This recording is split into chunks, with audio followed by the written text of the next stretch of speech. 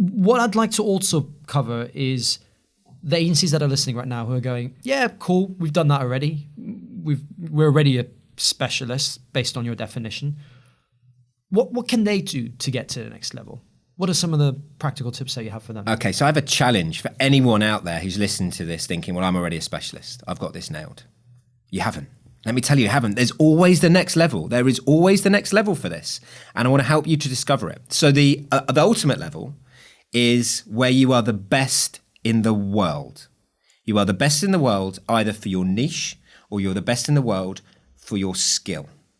Or, to really unlock the super duper level, you're best in the world for both for niche and for skill. And my challenge to everyone listening to this is to think, well, what could I be the best in the world at? And what would need to be true for that to happen? And to rate yourself both for niche and for skill set out of 10, a simple scoring system. How would you rate yourself in terms of your on your journey to being best in the world?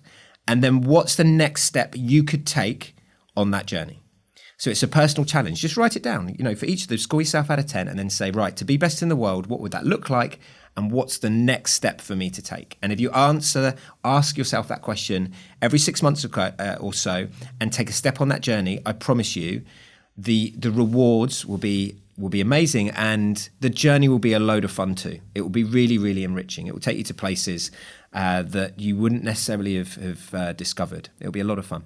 I love that. And I always reference this in my talks about this particular topic and becoming an expert. But there's that sushi master in Japan, Jiro, the Sushi Dreams, I think the documentary is called. And he's probably in his 90s now, and he's done that for 70 years. He's had this sushi restaurant, which is the first 3 Michelin star sushi restaurant.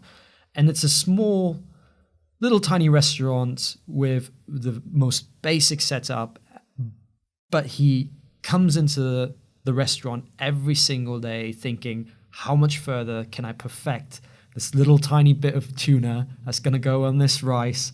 How do I position it? How do I make it look great? How do I make it taste great? Who do I need to work with as partners? So he says something really interesting. He says he only works with people who are equally specialists in the various areas. So he won't just go to a fish market and go to one fishmonger that basically provides all the different fish. No, he'll go to the tuna specialist, or he'll go to the yellowfin tuna specialist, and he'll know that person or that company has worked with yellowfish tuna for the last 40 years, and therefore he knows he's going to get the best of the best.